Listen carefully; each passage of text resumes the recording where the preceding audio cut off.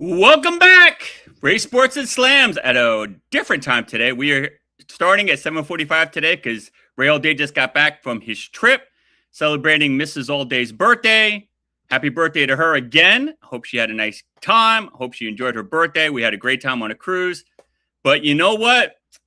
Can't leave the crew without doing the show. Doesn't feel right. Doesn't feel good. So I was like, I got to make this happen because it's like, how can I explain it? It's like one of the members of New Edition not showing up for a concert. It's not fun. So we got to do what we got to do. Lots to talk about. First, by all means, like, share, and subscribe. BoinkStudios.com, where you can find all the intel, all the 411. Follow us on Instagram, Facebook, and all your threads. I appreciate all the love. We have a lot to talk about. We are covering every genre of sport you can think of. So get ready. Get your popcorn because we got lots to talk about. First, the biggest Wemby hater of all time, Matt Garvin. What's up, brother? America. I'll reiterate again. I don't necessarily not like the guy. He's very long and lanky. All right, whatever. America, good afternoon. It's your boy Mack with Mack's Facts today. I'm back again. Please like, share, and subscribe to Boink Studios. Let's go. Good to see you, my friend. Good to see you. Good to see you. And of course, the third piece of the puzzle, and the only person who thinks Trae Young stinks, Mr. Walter Duncan. What's up, sir? God. Yo, I'm good, man. I'm glad to be here. Excited to be back with my fellas. That's right. Glad for the listeners tonight. Hope everybody was safe with this weather that came through. So blessings to everybody. Let's get going. Let's go, yeah. All right. We are kicking it off with the hottest story in the NBA. Bam Adebayo dropped 83 points to be the second highest scoring player in the NBA history behind Wilt Chamberlain. He's 2 points ahead of Kobe Bryant. For those who don't know, who maybe live under a rock, who don't know what happened, Bam Adebayo dropped 83, and people are like, wow, that's incredible. Yes, 43 points in the first half, 40 in the second. He shot 20 of 43 from the field, but 7 of 22 from three-point range. You know how many free throws he made? 36 out of 43. Compare that to somebody I know. I think his name is Kobe Bryant. He scored 81 in a 122-104 victory over the Toronto. See some differences. Okay, he was 28 of 46 from the field, 7 of 13 from three-point range, 18 of 20 free throws. The Lakers were trailing by 18 in the third quarter before Bryant made this comeback. What happened with the Bam Adebayo game? Oh, that's right. They were up by 25, and they missed free throws on purpose so Bam could get more shots to get some more points. Here is my opinion, and it is what I think of this game. And then I'm going to pass the mic to Mack and then pass the mic to Walt. I think it should be Bam Adebayo because this was terrible. You're ruining the NBA by these 83 points. You shot 43 free throws. Come on, dude. You really think that's legit?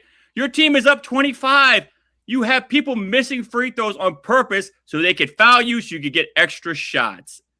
Dude, you shot 7 of 22 from three. The blasphemy and the disrespect for the true GOAT, Kobe Bryant, makes me vomit. I actually vomited when Mack sent me this link about Bam. I called Walt the next day because I needed him to send me some medicine because I was still sick and nauseous. This is disgusting. This is terrible. I don't know why this is even in the record books. I think there should be a massive asterisk next to this. It hurts the league.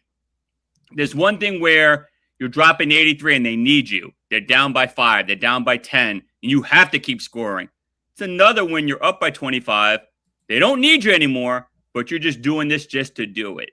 Against a team that I believe the point guard is Max Mailman, and the center is the guy that cuts Walt's grass. So you have two nobodies on this team. Disgusting. Against the Washington Wizards. I don't understand this. I'm confused how this is not just deleted from the record books, but needless to say, it's not. I'm compressed. Mack, the floor is yours. Listen, America. Just so y'all know, America, we talked about this last week, back and forth. We were double teaming one. At one point, I was double teaming against one of the amigos here, the threesome here, and it was a one-sided argument. And listen, we could not wait to talk about this. I went riding with Ray 100%.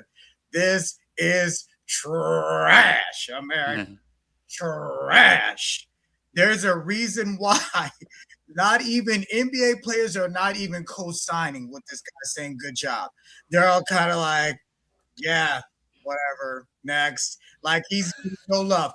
And the disrespect with the photo with Bam Adebayo, where he's holding up on a white piece of paper with the number 80 with the towel over his head, trying to pay homage to Wilt Chamberlain. How about you do that if you get more than 101 points? Please don't disrespect the game. Bean Bryant didn't put a piece of paper in front of his hand with 81 points on it. Like, it's complete disrespect, and I can't stand it. And there's every sports and if you ask any of them, they're like, it was trash. You're right. 43 points from the free throw line. Yeah, I mean, like, great. You got a chance to practice at the free throw line. Like, you know what I mean? Like, good for you. I'm glad you made 83 points and 43 of them were from the free throw line. Wasn't top tier action. And you're right. Kobe Bryant left the game, America. And, let's do a max fact. Someone needs to chime in to tell me what quarter he left the game to when he hit his 81 points versus our friend Bam Adebayo, not by you. He's not by me on any stretch. When did he leave the game? He didn't, America. He played until the very end with maybe a minute left to go once he got 83. It's trash. Brother Walt, Wisdom, what do you got for us, sir? What do you got, sir? So look, I understand your points, right? But 83 points is still 83 points. Look, he's not Kobe Bean Bryant. He's not even Wilt Chamberlain, right?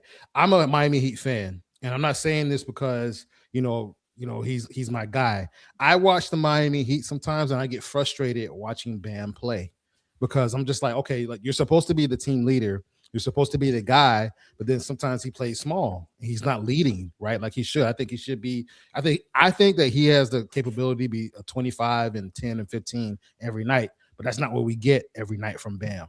You know what I'm saying? So he shows up small. So I understand your arguments. There are NBA players who are in favor of what he did, and there's those who are against it, right? Look, I think it's significant, right? 83 points is still 83 points.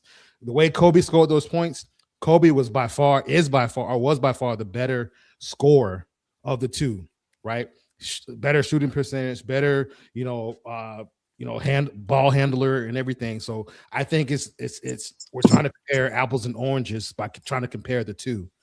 Bam was fouled by the Washington Wizards 43 times.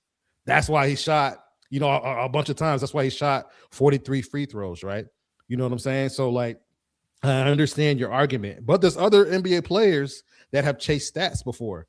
You remember in the season where David Robinson famously scored 71 points in the season, so he can beat. I think he could beat Shaq. He could beat Shaq for the scoring title. It was Ricky Davis who famously shot a shot at his own basket so he can get a rebound, right? So he can boost his percentage. Russell Westbrook was cited for. People thought he was cheating by trying to chase the triple-double record, right? So a lot of people like have these different things. It's not too far gone to think that that stat chasing isn't a thing in the NBA. Players want to be in the record books. And another thing, I think the reason why Bam, wanted to beat it and get the 83 points because of the significance to him. On that day that he did it, or close to that day, his grandmother's birthday was around that time, and she would have been 83 years old. I think that's why he was holding up the paper, because of that significance to her and representation. So I think that's why he was happy about it. Do I love the fact that it went down the way it did? I would have loved. I think it would have been more exciting to see Stephen Curry get 83 points because of all the shot making and stuff like that, because he dazzles. I think that's another issue with it, right? The way that Bam scored it wasn't dazzling. It wasn't enticing, but the way that Kobe did it, the way that probably Wilt Chamberlain did it. You know what I'm saying? So I think that's the issue. But man, y'all gotta get off my boy's back. All right. My second question to you guys is this. Okay. I get it. He was dedicating to his grandmother. Okay, that's beautiful. Okay. There's one thing for me to beat Walt in hoop one-on-one. If I'm just practicing, I'm really working on my shot, and I just have a game of my life and I beat him. It's another thing to beat Walt when he's walking around with 102, 103 fever. He's throwing up every 2 seconds, and I beat him. Whoopie-de-doo. It's one thing to beat Matt Garvin in a race because I've trained, I've really worked hard, and I've just dedicated myself. Okay. It's another thing to beat Matt Garvin in a race when he's walking with a broken ankle. Does that really count? So my point to you is this. You're up by 25. Did you need to break that record? What was the significance? You can dedicate something to your grandmother without dropping 83 and disrespecting Kobe Bryant. Kobe Bryant is in his grave throwing up because he's like, this is disgusting. 43 free throws. At the end of the day, you could put a dress on a pig, it's still a pig. It's disgraceful. It's terrible. The fact that they had to foul on purpose to get his points up, and they didn't need to get his points up. They're playing the Wizards. They're not playing Boston. They're not playing the Knicks. They're not playing Cleveland. They're playing the Wizards. You didn't need to do this. I'd understand it if it was a top contending team like the three I just mentioned in the East. Okay, we really need you because we're playing Boston. We really need you. We're playing the Knicks. We really need you. We're playing Detroit. This is a G League team at best, and you dropped 83. So kudos to Bam Bam Boo Boo Adebayo. I still think it's disgraceful, and like I said, there should be a massive asterisk to this. I'm gonna let Walt go first, and then Mac. Walt, defend yourself again. Look, man, like everybody is entitled to their opinions, right? Like about this. It wasn't sexy the way that he did it. You know what I'm saying? Yeah. Like 43 free throws is a lot. I think how many free throws did the Washington Wizards have that game? I don't know, but they probably had less than 43. Free throws that the Bam had. The Washington Wizards might get the number one pick if the draft odds work out in their favor, right?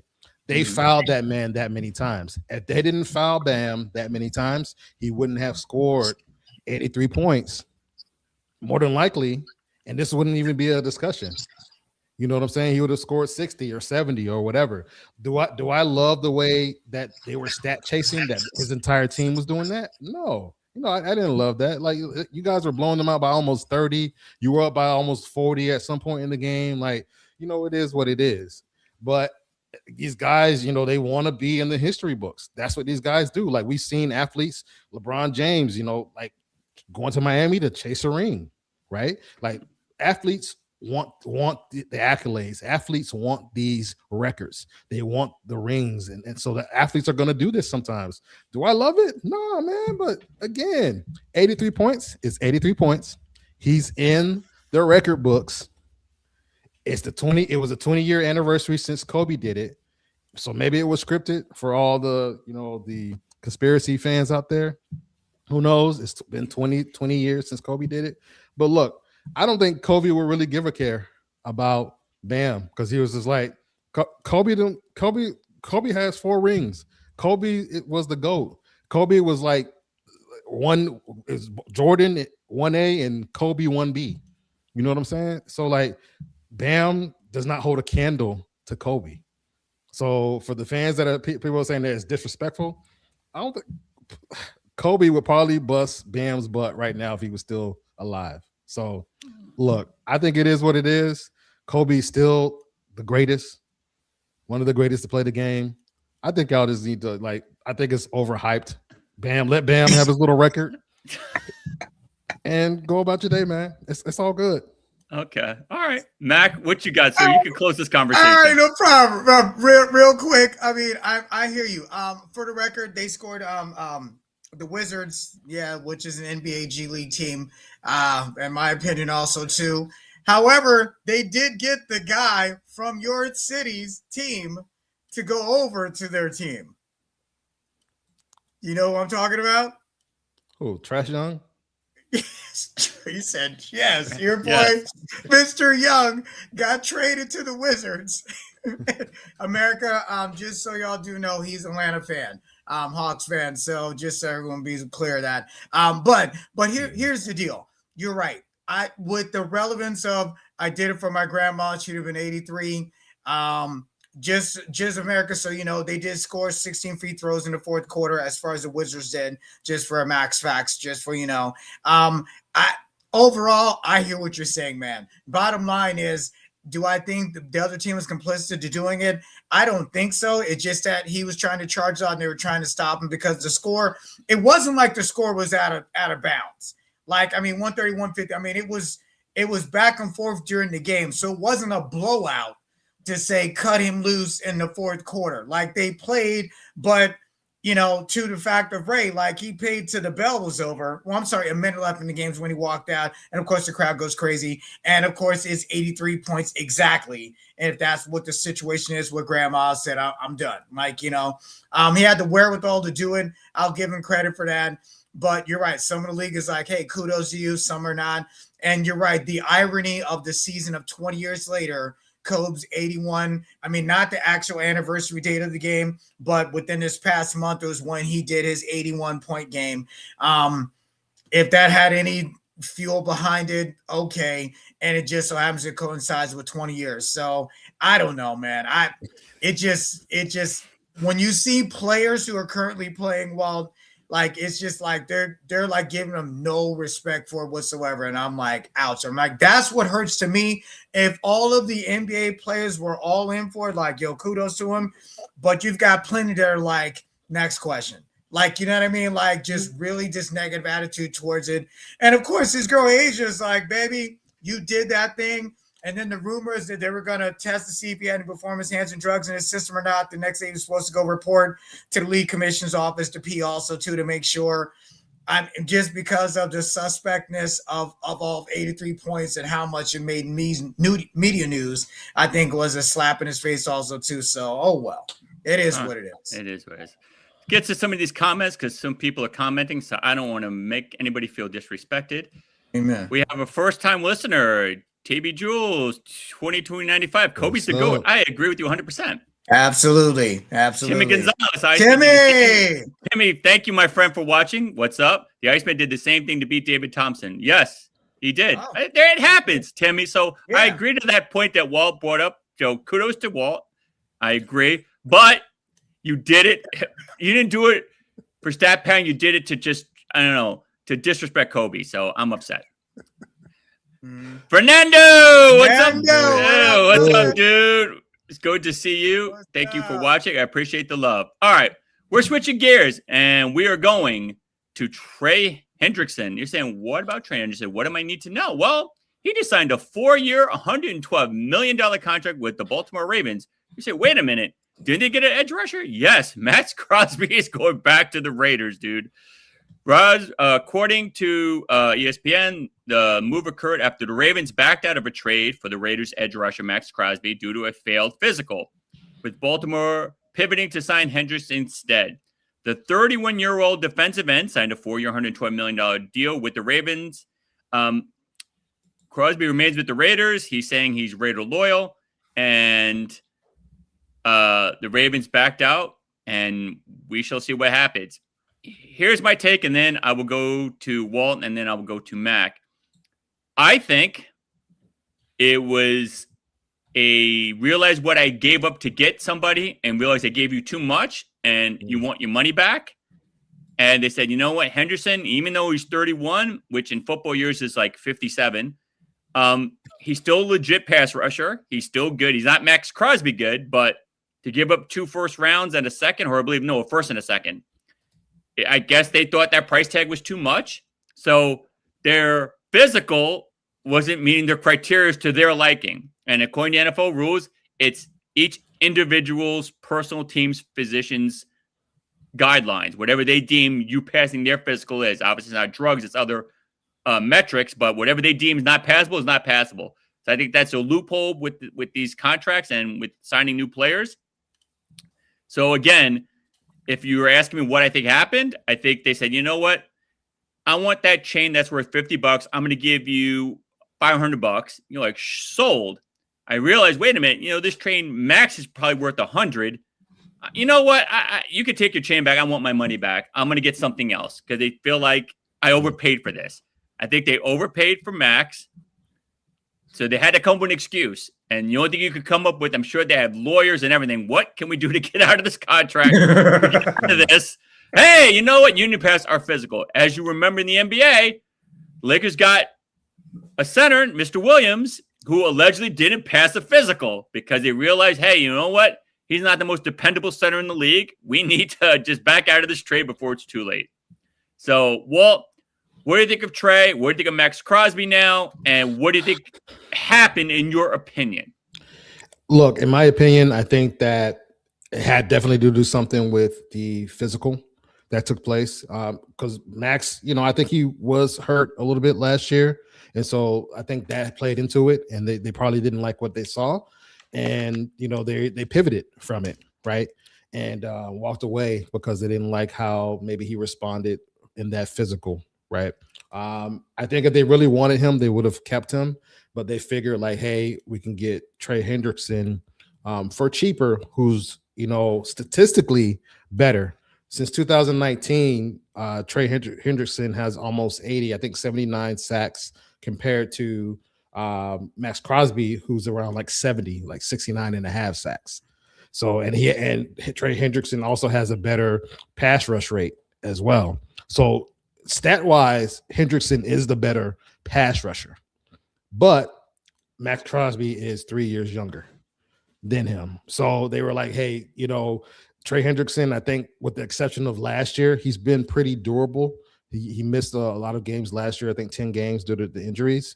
But for the most part, he's been very durable. Now we're going to see how his body holds up. He is older. Like you said, Ray, he's an old man in the NFL right now. Yeah, 31 is like 57 now or 50. I'm just doing the math on my agefootball.com. Yeah, and so I think that is I think the Baltimore Ravens still won at the end of the day because they got a solid pass rusher, somebody who's been pretty consistent in the league. And look, this is what Max Crosby said after getting, after the Ravens rescinded the trade. He said that they basically woke the sleeping giant and that he's a Raider. So maybe he'll go scorched earth next season for the Raiders, and we'll see. But I think the Ravens were smart in this, and they didn't like what they saw. Okay, Mac, I'm sure you have opinions on this. You were man. Skin, so go. Yeah, like it's the same situation when they announced that Max was coming to the Ravens. Why are you going on the wrong side of the ball? You need to protect Lamar. What are we doing? Like, you've got a running machine, which is the beast of the league. You have a prolific quarterback who's can be like a human joystick, you know what I mean? Like Michael Vick 2.0, and you try and acquire talent for the same position again, but we need to protect him. Like, I don't understand. Okay, you went from one pass rusher and got another pass rusher. I thought the pivot was America said to him, why did you pick up a pass rusher? You need to protect Lamar. Oh, we're listening. Okay, no problem. Let's go get someone for the O-line help for him. And that's not what happened. Like, you wouldn't got Trey Hendricks. He's solid. I just like Ray just mentioned, and Walt, the same deal. Like, he got hurt last year, so the question mark is going to be was not his availability. We all know, like I say in the room, a best ability is availability. He got hurt last year. And the concern for me again is like, what are you doing to help Lamar? There's a reason why the man keeps flying out the box, trying to run for his life because the O-line's breaking down. Get this man help for the O-line help.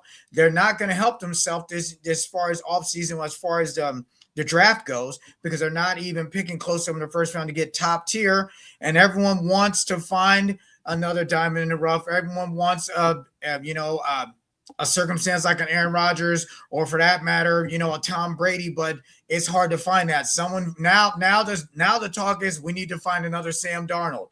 Like, dude, like, it's hard. So I don't understand the real big reason of why they went. What defense again? Like, what's wrong with you? What is wrong with this organization? They got a new GM now. You got a new head coach. No, I'm sorry. No. Let me clarify. I'm not sure about the GM. However, they got a new head coach now. And if his decision is we're gonna go this route, but we'll see what happens, America. I don't like it. I don't like it. Max Crosby, he's a Raider because because Baltimore said no. That's why he's a Raider. He can say what he wants to say. And if another team wants him and throws some on the table, oh, I'm a Browns for life now. Like whatever. You know what, Mac? That was such a profound statement about the defense and O-line. I'm gonna applaud that because you didn't need another pass rusher. They could have pivoted, like you said. Let me give you another. You could have pivoted and got an O-line help, but you didn't. So I'm going to just ask this one last question before we pivot to another subject. Do you believe that his physical was legit, or you think, again, it was buyer's remorse? I'll let Max start, and I'll let Walt end. 100% buyer's remorse. When the media came for them as an organization, said, you guys are absolute morons and idiots over there. They've got their own fan bases. They've got bloggers who live in their city that tells them if they think it was a good or bad idea. I think they crunched to the pressure. And like you said, Ray, the mystical physical. All of a sudden, like I personally thought, America, it's a done deal. And all of a sudden this news comes up saying, no, they're pivoting. They're rescinding their offer. You didn't do that before you did the deal? That's my question. Like, listen, America, I'm a New York Giants fan. Okay. We got a great head coach. Everyone congratulated me, sent me messages. And my answer to everyone was when I see him in a press conference saying, hi, I'm the new Coach Harbaugh to the New York Giants, is one I'll believe because anything can go wrong. And this is an example of how the Ravens were stoked, ready to go buy a new Crosby jersey, probably pre-sale. And Oh my God. now, what am I going to do with this daggone jersey?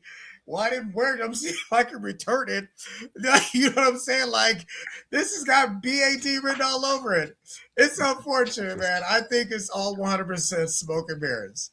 What do you got, Walt? Look, I don't know. Those shirts are 50% off, by the way. Yeah. I think it was definitely some buyer's remorse. And I think, like you said, Ray, I think it had to do with the contract that they gave him. And they were like, you know what? We could actually get somebody. Let's keep our draft capital. Trey Hendrickson is a free agent. We can get this guy who's just as good statistically as Max without giving up any draft capital. So it was definitely buyer's remorse from that standpoint, right? You gain so much by rescinding the trade. You gain so much back, and you still get a guy on the defense that could get you some pressure. But look, I agree with you. They should have got some blockers in there to protect, pass block for Lamar. But it is what it is. All right, we're going to take ourselves to the ball game. USA defeated the Dominican Republic 2-1 yesterday in the World Baseball Classic semifinals. Pitcher Paul Skenes allowed 1 run, and home runs by Gunnar Henderson and Roman Anthony secured the win, which concluded with a controversial strikeout against the Dominican Republic in the 9th. The controversy happened in the 9th inning. There was a man on third, 2 outs. And unfortunately, Mason Miller struck out Geraldo Perdomo with Fernando Tatis in the batting circle, eventually tying the game, could have won it. Now, I am Mr. Baseball. I've watched the pitch 400 times. I sent the clip to both Mack and Walt. I'm sorry. That's a ball. Now, before anybody jumps down my throat, I am Team USA all the way. Some people, oh, you don't like America. You hate USA. Blah, blah, blah, blah, blah. No. Listen. Hear me out. Love USA. I would happy that they won. I'm glad that they won. But I would like them to win right. And I felt Perdomo was smart. He thought it was a ball because the ball dropped. The pitcher framed it. For those who know what framing is, it's when the catcher grabs the ball and then lifts his arm up a little bit to frame a strike. He framed it. Kudos to the catcher. He framed it beautifully. It was an A effort framing. It wasn't sloppy where he's like doing this. He caught it and lifted straight up. So it was a perfect frame. However, ball is a ball. It should be first and third, 2 out, and Fernando Tatis is up. Now, if you get Tatis up and you get him out, kudos to you. But it never got to that. So there's going to be controversy about this win. A lot of people from the Dominican Republic are very upset. And I get it. USA played their hearts out. They're a great team. Let me say this first. Paul Skenes is the best pitcher in baseball. Not in the American League, not in the National League, in baseball. This dude is throwing 105 bullets. When I see him throw it, I don't even know when the catcher has the ball. He's throwing so hard. And he's throwing this hard 5th, 6th, 7th inning. This guy is the truth. I would give you anybody on the Mets for this guy. This guy can pitch. However, DR was projected to win this whole thing, and their dreams were shattered. I was in Miami, and I saw a lot of Dominican Republic fans. They were very, disappointed in this. My two-part question to both you guys is this. Should there be allowed replays in these baseball classics where the coach could protest or throw some type of card or something, especially a game of this magnitude where it's a semifinal game, to go to the finals of this? And did you think it was a ball? Did you think it was a strike? I will go to Mack first and then Walt. The floor is yours. Okay. So full disclosure, America, I watched USA versus Canada. I was stunned to see Joe Judge up for batting. I'm like, what's going on? And then it dawned on me, WBC is running right now, World Baseball Classic. My max facts I want to present to the audience. I need someone to chime in and tell us when it started, what year. Who knows? Chime in. I will give you a clue. It has been since the 2000s, since the World Baseball Classic has been going. All right. Now, USA baseball in the Olympics will be 2028. I hope that they finally can make a decision to have it be exclusively MLB players representing the U.S. and officially have a dream team, if you want to call it, from the 92 with basketball. That's what I am hoping for.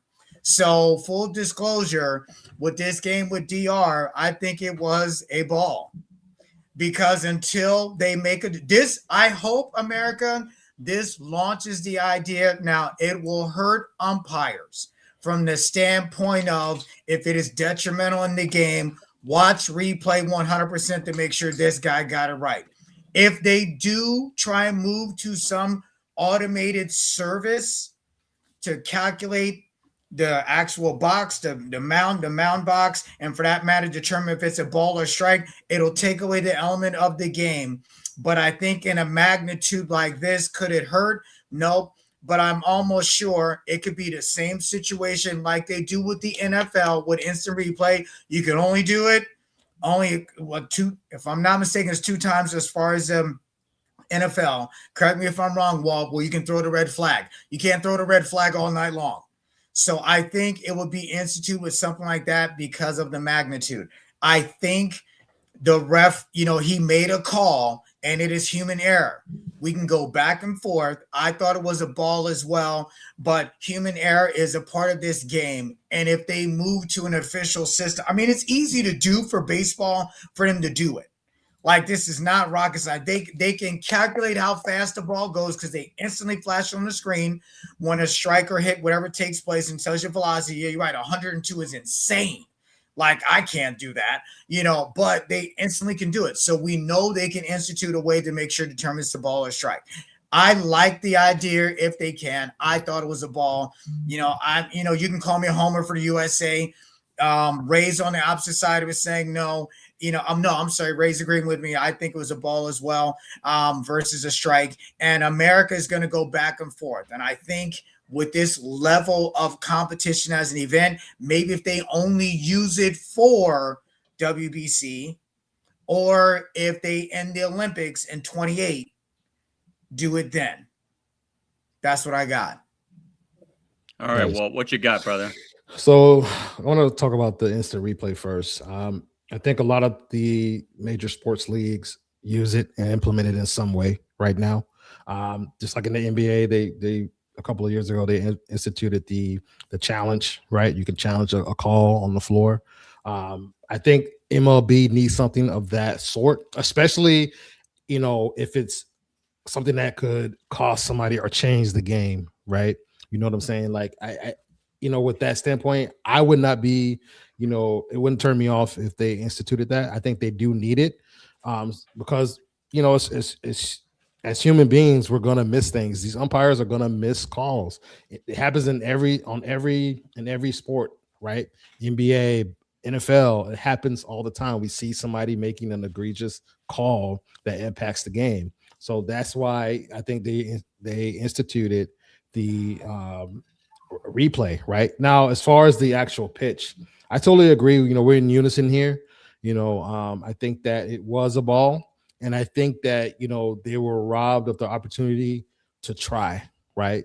Doesn't mean that they would have won the game if Fernando Tatis Jr. came up and even though he was having a wonderful, WB season, I think that WBC season, I think that, it was the missed opportunity that was taken from them that they are angry about. So that's how I feel about it. I say, let's do it. Let's bring about instant replay. I know they have some limited instant replay right now in the MLB, but I think they need to expand it a bit more. All right. My question to you is this as well. My second part of this. I know Major League Baseball right now currently has changed a lot of rules. You only could throw to the first base, second base, I believe twice. And if you don't get the guy out, it's a balk. I know there's a pitch timer. You only have a certain amount of time to throw a pitch. Mm-hmm. I know you're allowed to challenge safe and out. Why has this not been implemented in the WBC? Because I feel like that would have been the right time to implement that. If you're doing it in Major League Baseball, why not do it then? And second question is, do you think Fernando Tatis would have won that game had they called it a ball and Tatis would have got up in their pressure? Do you think he's clutch like that? Or do you think – so people say he would have choked regardless. So I'm on the fence with it because there's some people out there that are Fernando Tatis haters. I think he would have produced. I'm not saying he 100% would, but in my opinion, I think he would have come through. So we'll never know, but Walt, you kick it off, and then Mack, you end it. I think they would have had a great chance to at least tie, the score and maybe take it to extras or potentially win. They had someone on third base, 2 outs. It definitely would have just made it more of a classic in that way. Tatis was having a wonderful, stat line during the WBC. So he would have had a pretty good shot. We don't know. All we can do is speculate right now, but that's about it. Listen, I'm kind of on the fence, and again, my standpoint is this: if you're going to make changes, this would be the opportunity to do it because it's not regular MLB season. Let's try things with this idea. And I don't know if we haven't found out if anyone chimed in or not. Let me know what year it started, WBC, because it is newer. It is not since the Greystoke era of baseball. So the idea of this, you can do it for a safe and out as far as like double check. They'll go to the footage and take a look. So it's not like they haven't implemented this as an idea. It's just how often they could use the pitch count to determine if it was a strike or an out, or a ball or a strike would be the question mark, and do I think Tatis would have? Walt, you're right. We'll never know, but he's not consistent either. So I think it would have been, he still would have choked. Like he can say what he wants to say. He's just not consistent all the time. You know what I mean? Because you got a lot of this that you see with different sports and you see fans do it. I think he still would have. That is the knock on him. Yeah. Like he's not consistent enough. He's not Mr. Clutch. He's not Judge. All right. Let's put it where it is. We can't depend on him like, oh, he's crushing us. No, he's a question mark. Everyone's like this with their head down, like, please, so yeah. What do you got, Ray? Yeah. At the end of the day, it was a call that, like I said, Fernando Tatis, he's a fantastic player, all-star top 10 right now. But yeah, the knock on him is that sometimes he chokes in big situations. Eric is in the house. Said pitch was a ball, but bad calls are part of the game. I agree. Mad respect to DR, but they lost the game. Paul Skenis is the best in the game. I said this. I agree with you 100%. So applaud Cologne for that comment.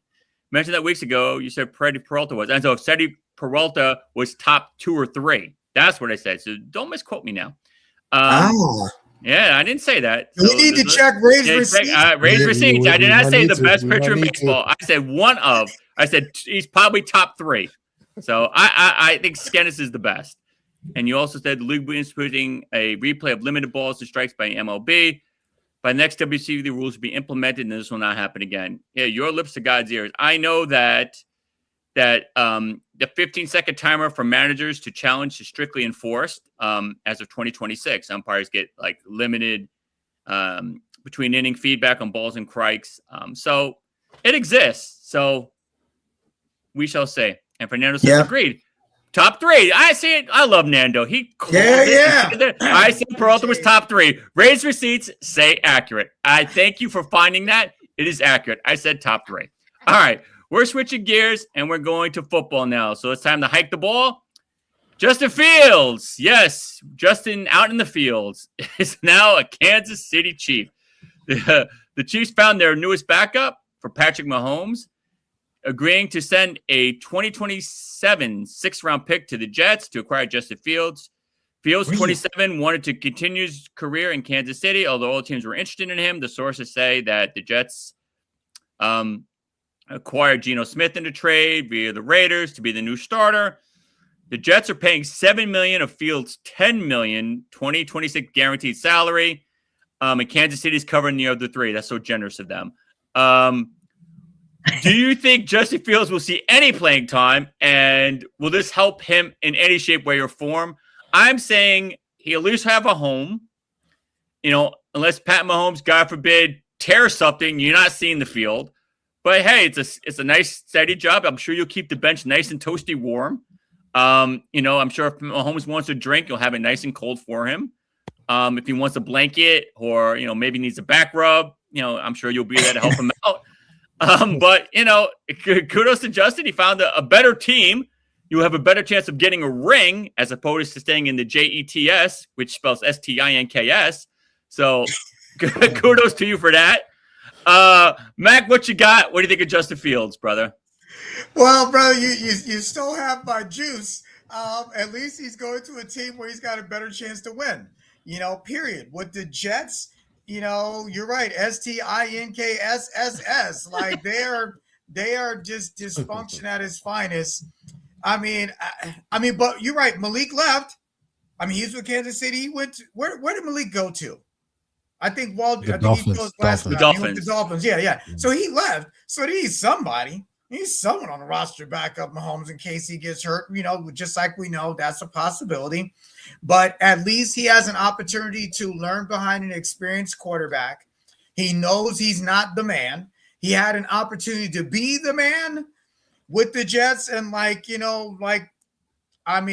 it's unfortunate, you know what I mean? But Ric Flair said the best: to be the man, you gotta beat the man, and he's not.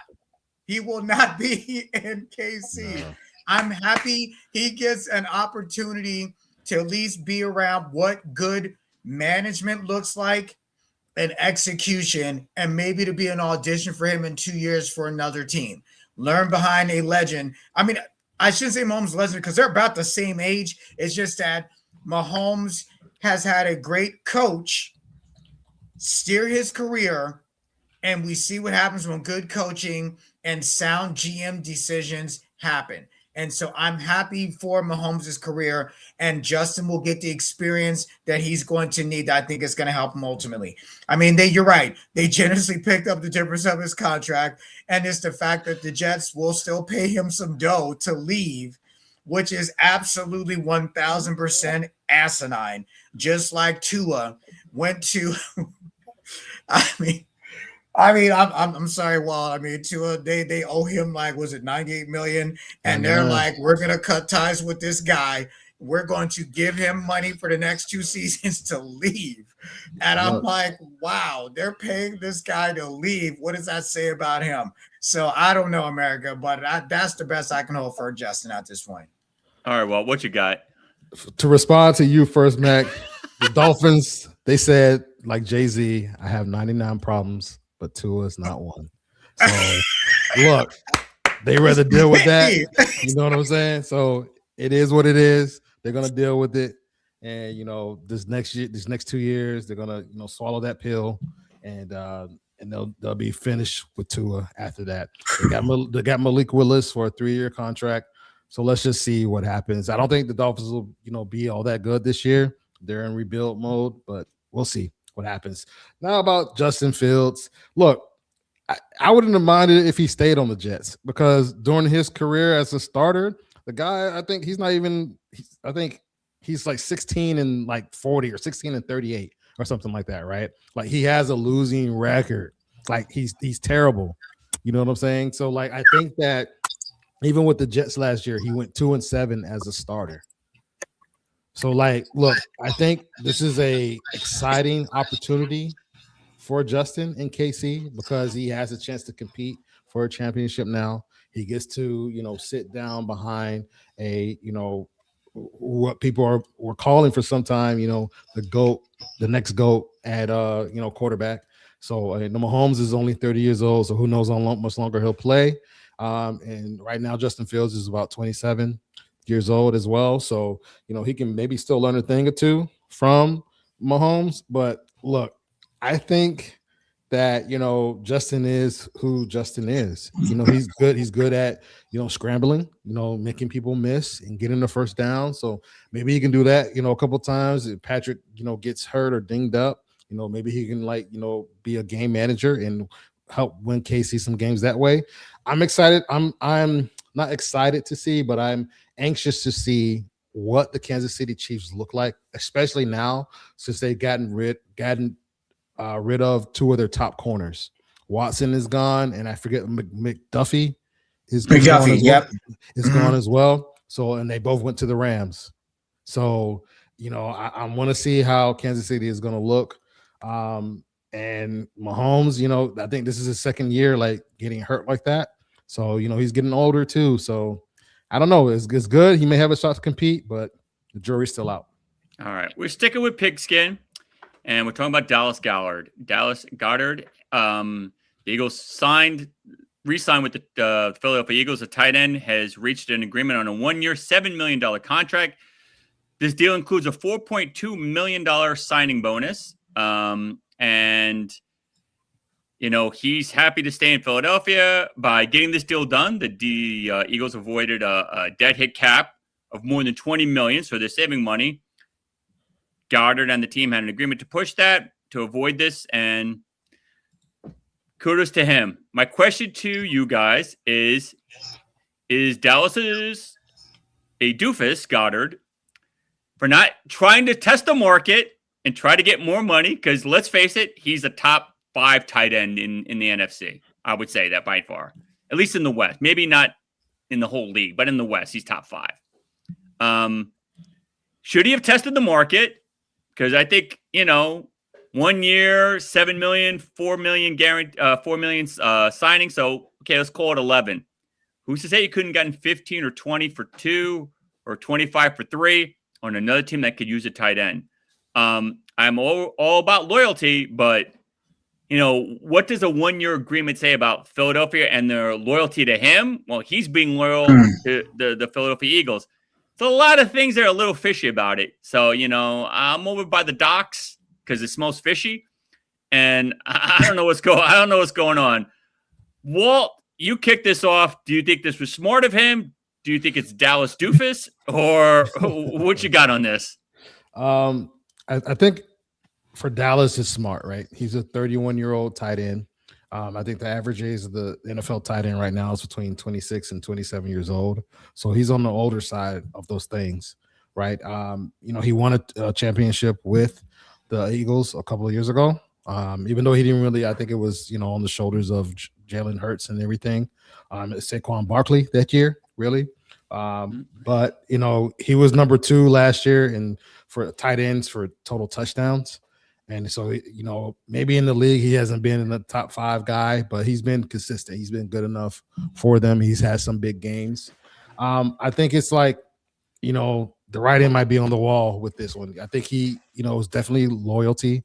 He probably, has built his life around, Philadelphia and stuff like that. And he probably wants to see what they can do for one more year, just to see what happens, to see if they can turn around, because they still have a great roster right now. Maybe, I don't know if AJ Brown has been traded yet. Mac, you can check me on that to see if AJ Brown is gone yet or not. But let me take a look.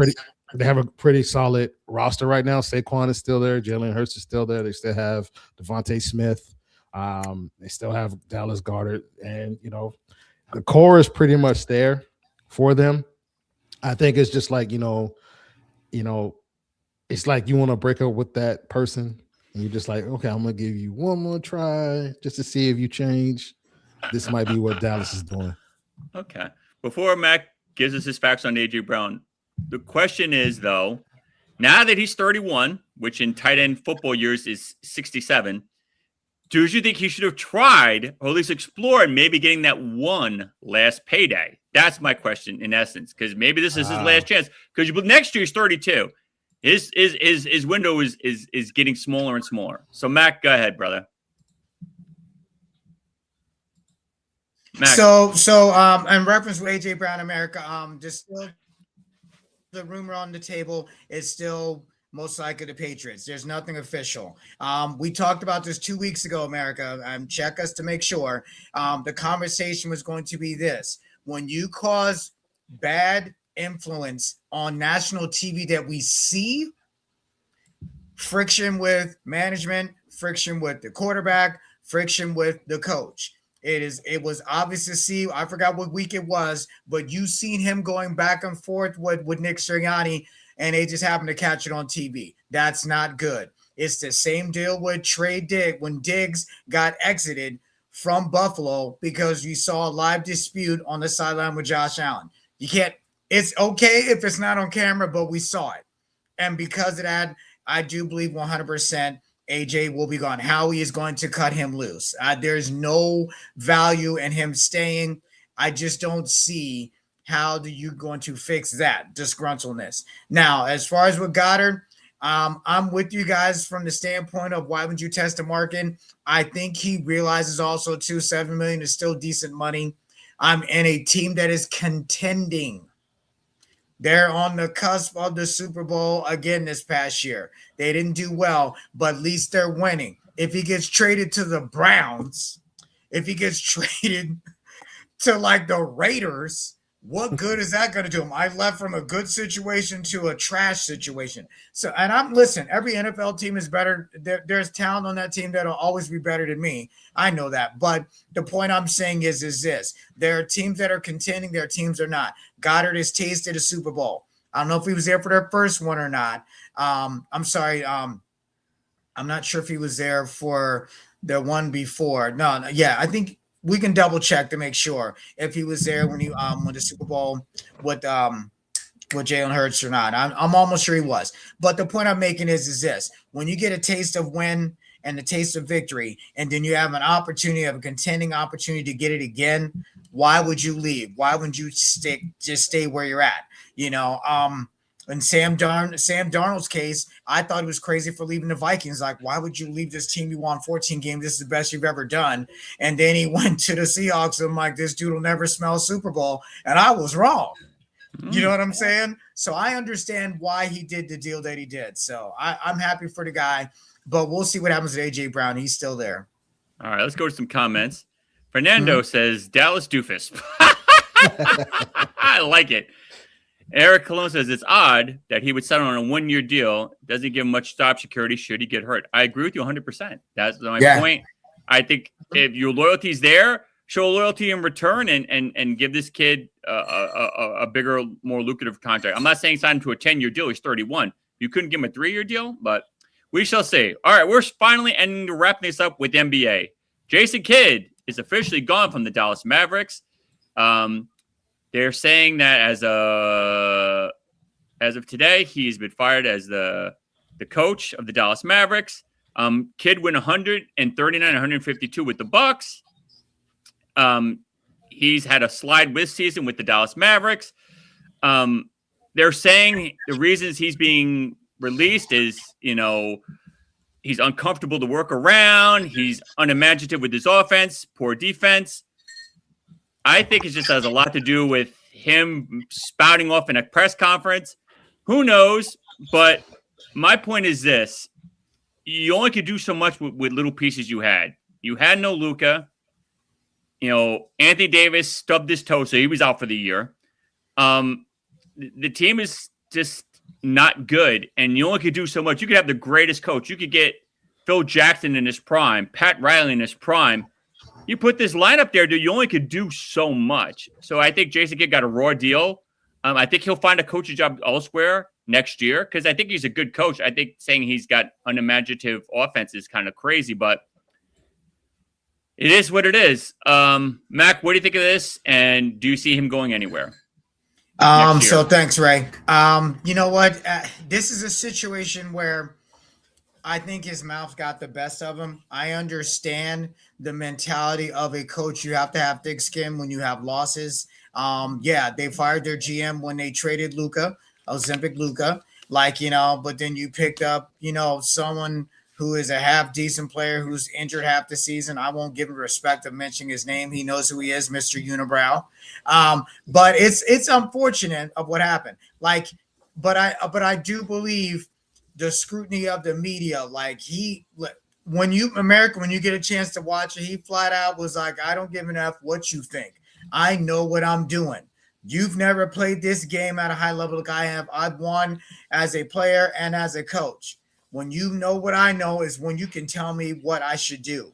Now, that kind of mentality, in basketball, however, in football, we know one coach who was like that, Bill Belichick. But Bill Belichick had 6 chips also, too. He could say what he wanted to say, and everybody like, you're right. But in this case with Jason Kidd, he's won as a player, he won as a coach as far as the NBA. But it's just unfortunate just like Ray kind of started off with, when you're left with mediocre around you, there's nothing you can do. Just like the movie Blue Chips, before he got Shaq and Penny, their program was doing nothing. He tried to condition and get him ready. Nick Nolte is his name as far as the actor of America. Go watch the movie. It's what it is. But you got to have talent to win. And we all know that.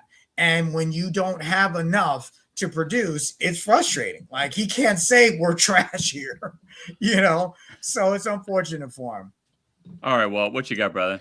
Look, I think it's kind of a raw deal for Jason Kidd. He was just, he's 2 years removed from being in the NBA finals with Doncic, right? And then he loses that guy. Doncic is probably one of the greatest players in the NBA right now, top 10, top 5, depending on how you rank him. But he just had them there. So, coaching wise, with the roster that he had, he was delivering things, right? And so he did what he could do. So it kind of blows my mind. I think he kind of got a raw deal with them people saying he's unimaginative with, the offense and coaching and stuff. Well, he just had you guys in the finals 2 years ago. Two years ago, guys. I think it's just because of how he spoke out. They probably didn't like that, and they wanted to put him in his place. You know what I'm saying? So that's probably what it was for me. The roster, is a young roster. They have Cooper Flag, who I think they think is going to be the next cornerstone piece of this roster. Kyrie Irving, he missed the season pretty much due to injury with his Achilles tear as well. So, I think they're going to just try to see how they do next year after the draft, free agency, and see if they can get some pieces going in and just moving forward with a different coach. I think you were right, Ray. Jason Kidd is going to land some other coaching gig, either this season or next season. And so I think that, he'll be fine. But I think this is kind of a raw deal, and I think just somebody was trying to teach him a lesson. Yeah. My only point is this. At the end of the day, if he was doing this with a team of all-stars, I would say I understand. He's doing it with Cooper Flag and a bunch of G Leaguers. It's hard. It's very hard. And to Mac's point, and to your point, every NBA championship team has a star, has 2 stars, and a nucleus around those 2 stars to win that ship. no Kyrie. Unibrow is always hurt. Cooper Flag is going to be a great player. I think he's a very good player now. But other than him, who do you got? So it's like I felt like he just got a raw deal. I just think it's more of a personality thing than anything. But to your point, well, I think he's a good coach, and he's going to get interviews. He's going to get hired somewhere. Do you agree, Mac? Absolutely, man. He is. There's no way he's not because his record shows it. He does know what he's doing, just like he told the media at their press conference. You can look it up. It came out wrong because he's frustrated, but he will get an interview somewhere. The guy's resume demands that he gets an interview. I mean, unlike with the NFL, this past season, 10 head coaching openings and none African Americans were hired as far as head coaches in the Rooney Rule. But with Jason Kidd, basketball is such a different beast of sport. With basketball, sometimes there's always a concern also too with a player turned coach. Just because you played doesn't mean you have the coaching knowledge to translate. Now, with the exception of a couple guys, Jason Kidd is one who's won as a player, as a coach. Ty Lue, player, coach. And the greatest at this point, what you guys can dispute it or not, who happens to be the head coach for the Golden State Warriors. Kerr has won as an NBA player multiple times and as a coach multiple times. So for him, I think he's the best, period. The few that have gone from player to coach, it's just you don't see it very often, but he is a coach who has done both. So I'll give him a chance and he will get an interview. He will get hired somewhere. All right. Our last conversation, we've had this before and we're ending this conversation. The Lakers, 5 in a row. Luka is averaging almost a triple-double, 30-point triple-double.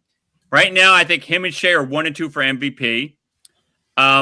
LeBron is taking a third step and saying, you know what, you and AR do your thing. We've had this conversation several times. I'm in shock that LeBron is not taking the ball and doing LeBron things, but he's not. The Lakers are now the 3rd seed. They went up from 6 to 3. They're playing probably the best basketball all season for them. There's a 2-part question. Could LeBron finally accept his role as the third option? And if the Lakers do something in the playoffs, is Luka winning MVP? I will start with Matt, and then I'll go to Walt. I'm gonna tail back. Say, is Luka MVP? Is he at the? Will he meet games criteria? Like you have to be playing for 100%, 64, 65 games. Yeah, he'll make it. Okay, all right. Will he be MVP? He's good. I don't know if he's great for MVP yet. That's the. I mean, America. Just so you all know, our guy, Mr. Ray All Day, is a diehard Laker homer. So just so y'all know, this is not by chance. This is our last topic for tonight. He wants them to play well. Even if they're trash, he would have brought up as a topic of how they should be better of some reason. So here's what I will say. Here's what I will say. Does Luka have a chance? Absolutely. I think LeBron, America, we had this conversation like 10 episodes ago. Look it up. The conversation was when LeBron got hurt. He was gone. And all of a sudden, they had other players with the Lakers all of a sudden just assumed these roles and started playing well. And the conversation was when he comes back, will he understand the nukes and see what's going on and blend in to fix the nucleus? Everyone talks about LeBron's IQ. It won't make any difference unless he recognizes these guys are the future. I know I'm gone. I'm up out of here at the end of the season. I'm going to be playing somewhere else. Will he accept his role of being the third guy? He's going to have to, because he sees the other talent around him when he's injured steps up. How can I plug in, be a part of it? Should be his question versus demanding to be the guy, and you're right. These last 5 games, it's been a little awkward. It has been a little up and down with him, so I hope he does. He should. If he understands to be this savant and basketball IQ genius, he should recognize that. But ego is a big part of it. 41 still balling better than half the dudes in the league. would probably say, no, I'm still the man. So, but if he goes to another team, I don't know. So it's going to be up there. But do I think Luka will be MVP? Nah. All right. Well, you can end this conversation. Look, I think LeBron has accepted, the role that he has to have on this team in order for them to be successful. And I think that's what he wants to do. LeBron has always been an unselfish player, and I think that's kind of been the knock on him for some people, because people want him to be like Kobe or Michael, how they, would do anything just to win, even making their own teammates uncomfortable. You know what I'm saying? Or going after their own teammates in practice. So I think LeBron will fit right in with this, because it's in his nature. It's who we've seen him be at some points in his career, right? So I think that for that. As far as the Lakers go, with Luka having a shot to be MVP, he definitely has a shot. Right now, he's number 4. It's Shea, Wemby, Jokic, and I think then Doncic at number 4 right now in the MVP ladder that's out there. So look, he definitely has, especially if these guys get into the playoffs and they make some noise. Luka may have a shot to win MVP. He's already there. He's averaging over 32 points a game this year. He's phenomenal.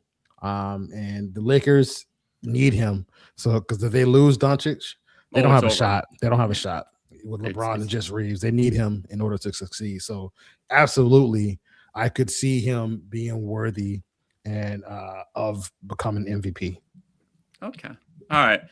Our final buzzer. This is where you can ask us anything about anything. Bring your noise. Bring questions about literally anything. And we will answer the best of our abilities. And I want to thank you guys all for watching again. Eric Cologne says, kid cannot handle withdrawal symptoms of going off Ozempic. Luka Zempic. Luka Zempic. I love it. Eric, you know what? I got to give you an applause for that, too. That's hysterical. And he also says Blue Chips was a great movie. I like that movie, too. That's an underrated movie. That was a very good movie. It is. Right. And Jimmy says Cooper Flag is going to the Lakers. Your lips to God. I would be very happy with that. If you can make that happen, you know what? He's known for making dumb trades. So, hey, let's go. Asking a good question. If you were invited to someone's house to watch March Madness tournaments, what is the most important one? What does he mean by important one? What do you mean by important? That's like, who would I want to watch it with? What NBA player? Like, I'm confused with the question. Yeah, us to watch March Madness tournament. What is the most important one? Yeah, I guess as in like, if you could invite someone to watch it with you, who would be it and why? I'm going to go with that as a pitch to say, who would you invite to watch it with? My two guys. So look, that's easy. I'm a foodie, so I'm gonna go the food route here. If you invite somebody, if somebody invites you over, you got to bring some beer, some drink, or something, to. Oh, he's saying over food to the party. You know what I'm saying? Like bring some wings, some chips, okay. Dip, something like that. Just don't come empty-handed, whatever. So definitely bring wings and beer. All right, something. I'm gonna say definitely wings. And I'm open with beer, whatever, but definitely wings. If you're saying just strictly food, yeah, you got to bring wings, and not like no 4-piece. You come with 18. Let's bring maybe 36, but you bringing some wings. Matt, what food is he bringing? I was gonna say like I'm a chicken guy. All my fans know that. My nephews call me a chicken hawk. I'm bringing wings. Maybe some pizza. Depending on where you're getting it from. Or maybe what. Maybe cheesesteak too, because we're from the Philly area. So we could go real southern with it and do some deep fried chitlins if you're game for it. Ooh, you are talking my language, brother. We never mentioned nachos though. Could we throw in some nachos? Yeah. No nachos. Okay, so we're sticking with the wings, chitlins, and the pizza. Okay, and pizza. Okay. Yeah. Sounds good, dude. I understand. All right, guys. I want to thank you for staying and watching our show. We had a different time today because, like I said, Ray Day was on vacation. We will be back next week at 6 o'clock as usual. So please like, share, and subscribe to boinkstudios.com. Ray Sports and Slams. We bring the heat every week. Next week, we will have some AEW talk, more hoop talk. I'm going to let Walt say his parting shots and then stay in the studio. Walt, what you got to say, brother? America, thank you for your support. Thank you for our loyal listeners and fans out there. We appreciate you. We wouldn't be here without you. Tell a friend to tell a friend. We appreciate you. And I love you guys. Peace. All right, Mac. Parting shots, my friend, my brother, my partner in crime. No problem, brother. So first and foremost, please like, share, and subscribe to Boink Studios. I want to give a special shout out today. Ray happened to mention vacation, and I want to give a plug to a particular person who's near and dear to my heart, my spouse, Valerie Garvin. She is a travel agent at Garvin Getaways through IntelliTravel America. So whatever your needs may be, she is a Disney guru. She's a Disney-nista. We love Universal. She loves Royal Caribbean and NCL as well. So she is certified to book your trips and vacations. Please DM me and I will forward her information to you. And from my end, America, we will be back better than ever next week. Love y'all. All right. There's another great episode. I want to thank you guys again for staying around and watching us at our different time today. We will be back again next week at 6 o'clock. Thank you. Much love. I will see you next week. And please be on the lookout for us because we're going to bring nothing but the heat. Have a good night.